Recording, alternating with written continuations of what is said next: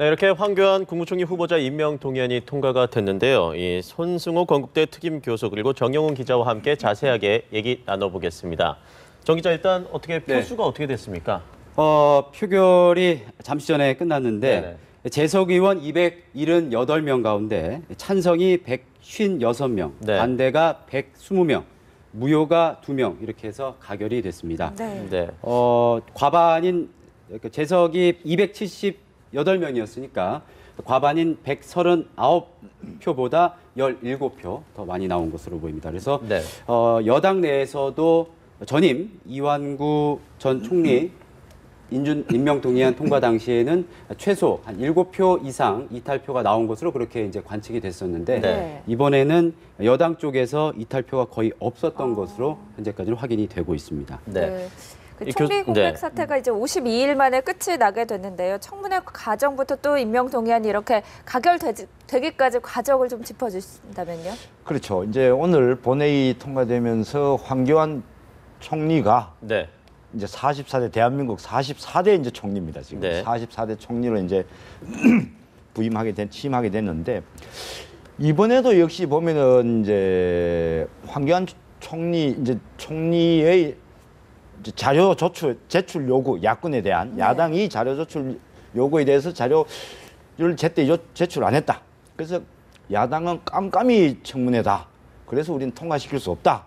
이제 이런 굉장히 반발을 했고 여당은 어쨌든 지금 이 전국이 지금 이 되게 대단히 지금 진중한 상태이기 때문에 하루빨리 총리를 빨리 인준해야 된다 하는 쪽으로 계속 강공 드라이브를 걸었죠.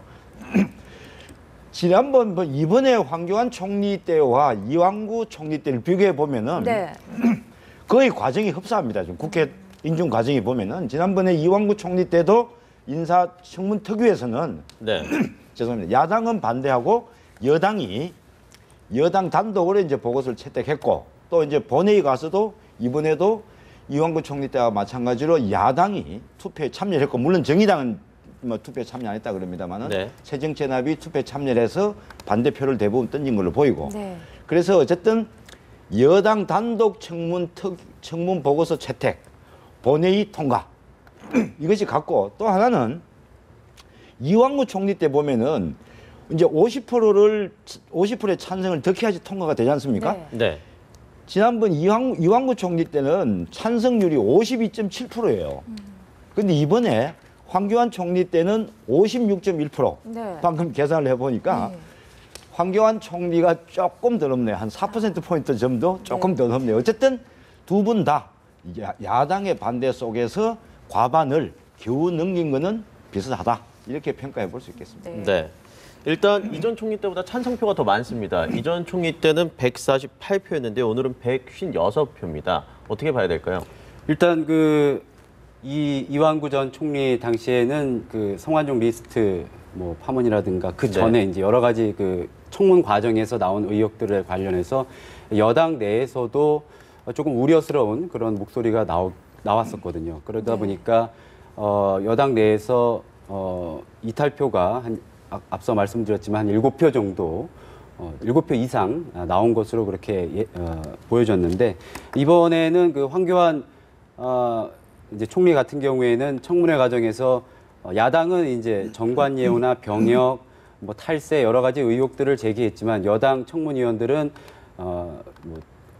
청문 보고서를 채택하지 않을 만한 그렇게 심대한 결격 사유가 없었다 이렇게 그 얘기를 하고 또 그렇게 주장을 해왔습니다. 따라서 이번에 그 본회의 표결 과정에서 그런 여당 내 우호적인 기류가 상당히 반영이 된 것으로 보이고요. 아까 제가 말씀드린 것 가운데 이게 그 재석 의원 278명 가운데 네. 그러니까 이제 140표 이상 얻었어야 되는데 거기보다 이제 16표, 아까 제가 17표라고 말씀드렸는데 16표가 더 나온 셈입니다. 네.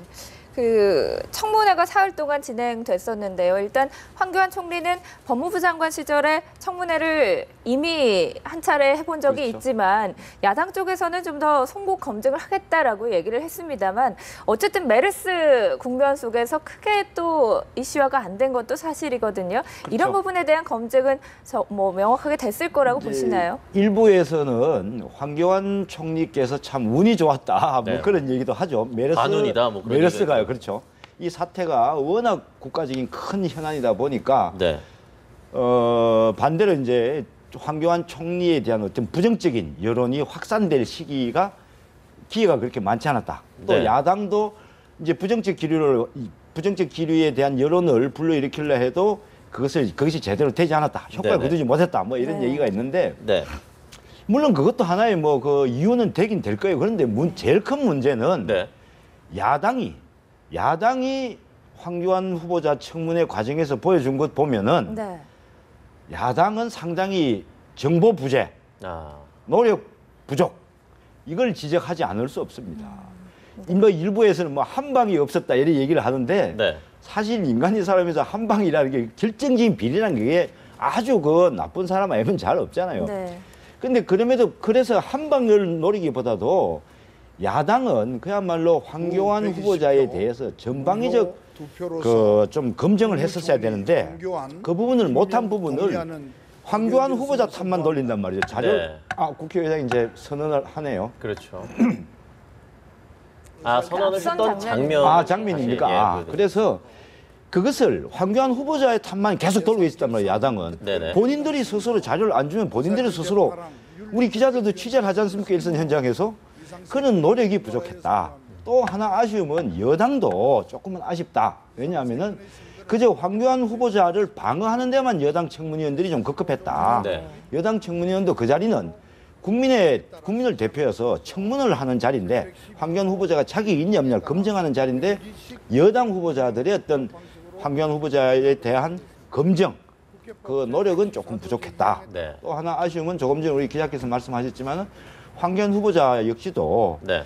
좀 더 적극적으로 자료도 좀 국회에 제출하고 네. 국민의 대의기관 아닙니까? 그런 모습은 조금은 아쉬웠다 하는 그런 총평을 해볼 수 있겠습니다. 네. 네. 이제 이 황교안 총리는 임명장을 받은 직후에 곧바로 메르스 현장으로 간다고 하는데요. 첫날부터 뭐 메르스 컨트롤 타워의 역할을 맡을 텐데 어떻게 메르스 이번 사태에 좀 진정 국면으로 들어갈지 기여할지가 궁금해지는데요. 일단 야당에서는 네. 그 아까 평론가님이 말씀하신 것처럼 메르스 총리다 이렇게 얘기를 하고 있습니다. 그러니까 다시 말하면 이 메르스 사태가 진정 국면으로 계속 접어들지 않고 물론 현재 박근혜 대통령이 현장 행보를 계속 하고 있고 또 최경환 국무총리도 일일 점검회의를 계속 열면서 총력을 쏟고 있지만 사태가 그렇게 녹록치 않은 게 사실입니다. 그런 가운데서 이제 황교안 총리가 아무래도 메르스 사태의 어떤 그 컨트롤 타워 역할을 하게 되지 않을까. 물론 이제 국정 컨트롤 타워가 다시 생긴 것이죠. 이제 국정 네. 2인자 자리가 공백 상태가 해소되는 건데 가장 시급한 것은 결국 메르스 사태 수습이 아닌가. 그래서 아마 또 지금 일정이 잠정된 것으로 알고 있지만은 아마 첫날부터 메르스 현장 행보를 할 것으로 이렇게 추인사에서 점쳐지고 있는데 일단 이후에 총리 임명장을 받고 그다음에 오후 정도 돼서 네. 아마 그런 어떤 상징적인 행보를 하지 않을까 그렇게 예상이 되고 있습니다. 이런 부분도 생각해 볼 수 있을 것 같아요. 자, 조금 전에 말씀한 대로 황교안 총리 같은 경우에 이제 메르스 이제 컨트롤 타워를 바로 맡고 네. 대신에 그 최경환 경제부총리 같은 경우에는 지금 메르스 사태로 해서 경제가 더 지금 엉망이잖아요. 그렇죠. 우리 경제가. 그래서 그 최경환 경제부총리는 빨리 이제 경제 문제에 이제 전념을 해야 될 것 같아요.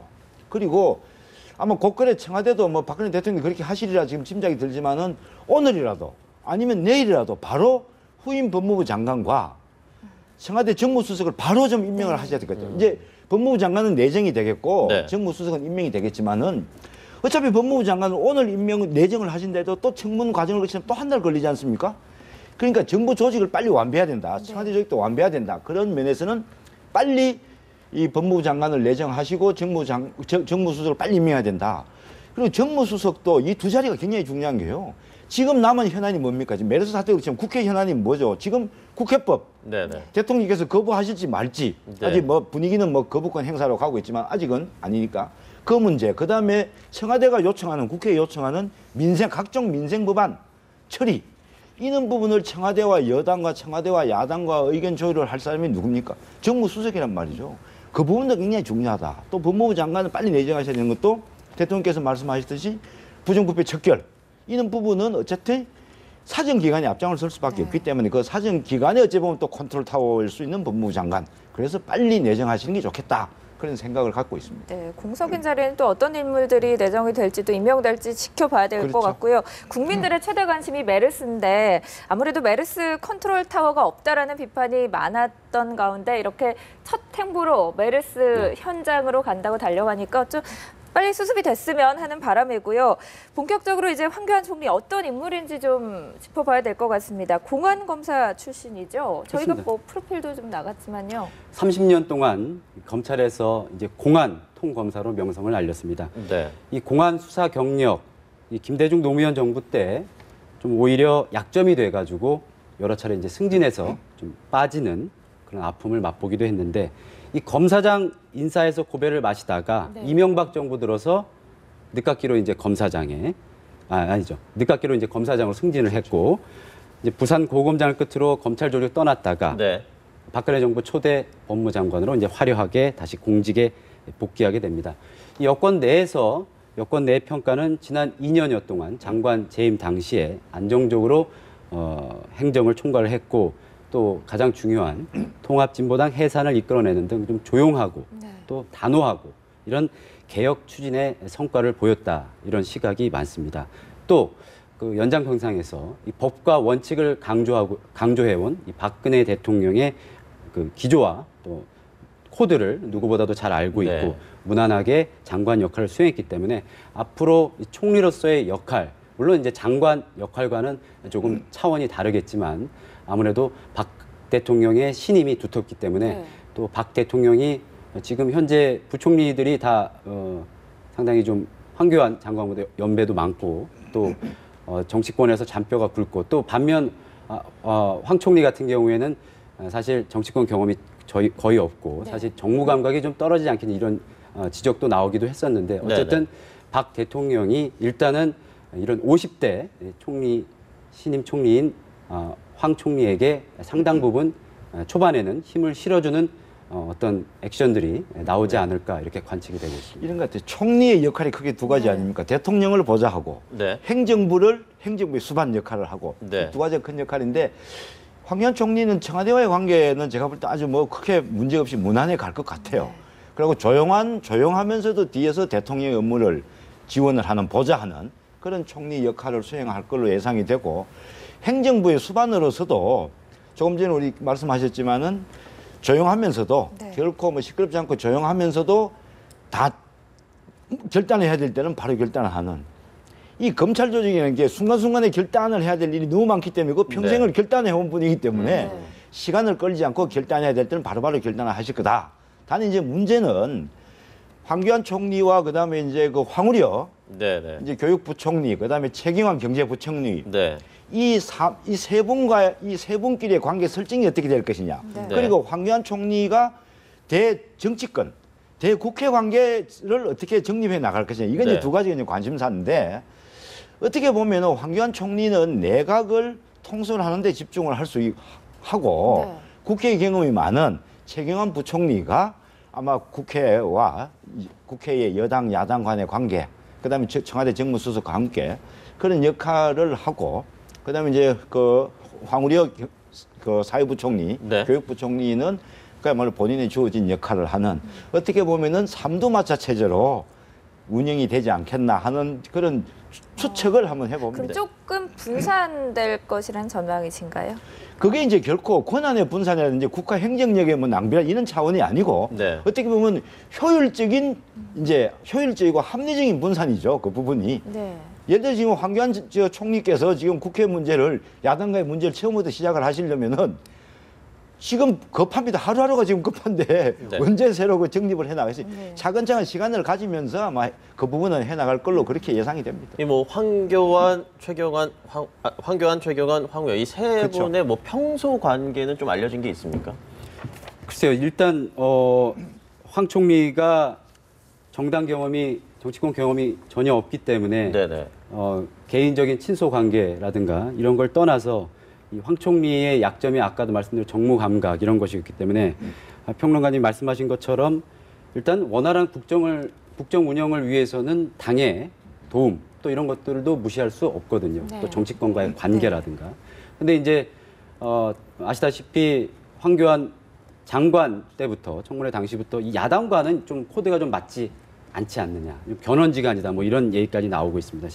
실제로 야당이 장관 재임 시절에 여러 가지 굵직한 수사 또 그런 전국 속에서 2차례나 네. 해임 건의안을 제출하기도 했고 또 이번에 네. 청문회 과정에서도 다양한 뭐 여러 가지 야당에서 주장하는 여러 가지 의혹들을 제기하면서 사실 청문 보고서도 결국 여당이 단독으로 채택하지 않았습니까? 또 이런 점을 봤을 때 글쎄요 이제 내일 통일 외교 안보 분야 대정부 네. 질문이 이제 황 총리의 실질적인 국회 여의도 데뷔전이 될 것 같은데 아마도 대정부 질문 첫날부터 물론 이제 첫날에 황 총리가 야당에서 요구한 어떤 유감 표명 수준, 그러니까 청문회 과정에서의 어떤 아까 자료 제출 미흡 같은 부분에 네. 대해서 포괄적으로 어떤 유감 표명이 있을 텐데 그 선이 어느 정도까지 나올 것이냐. 네. 또 이제 이번에 대정부 질문에서 야당의 저격수들을 이제 쭉 배치를 해놨는데 첫날부터 상당히 불꽃 튀는 공방이 될 거고 또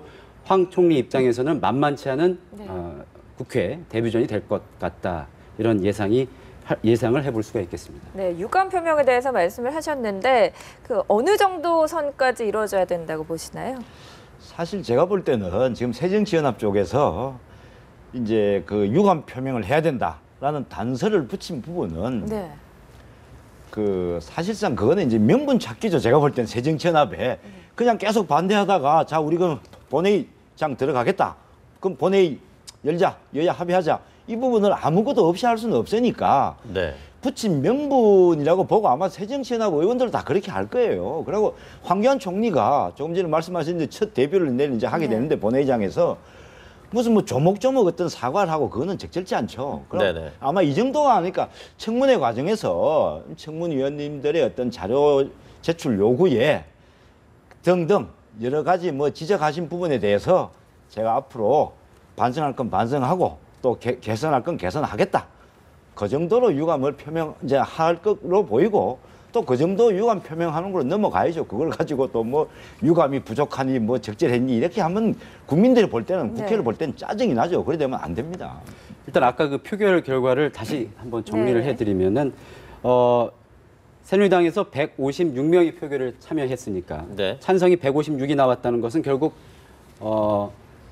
야당에서 반대표를 당연히 던질 것이었다는 가정하에서 전원이 이제 찬성표를 던졌다 이렇게 가정을 해볼 수가 있고 이 새정치연합은 119명이 참석을 했는데 반대표가 120이 나왔다는 것은 이제 비교섭 단체 3명 가운데 한 분이 이제 반대표를 던졌을 것이다 이렇게 추측이 가능해 보이는데 그러니까 이제 이번 그 표결 결과는 각 당의 어떤 그런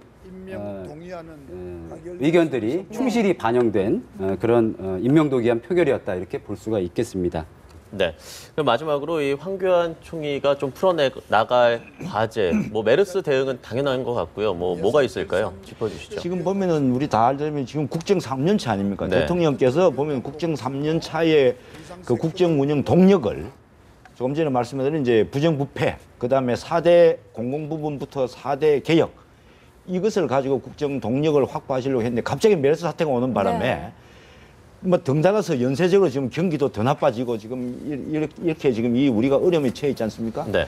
일단 이 부분에 대해서 최경환 경제부총리와 황우려 총리는 대통령을 보좌해서 이 문제 해결에 집중할 수밖에 없을 거예요. 당분간. 그러나 문제가 이제 이것이 메르스 사태가 언제까지 가느냐가 이 황교안 총리가 빨리 연착륙하느냐 여부에 따라 여부를 결정짓는 중요한 요인이 될 것 같아요.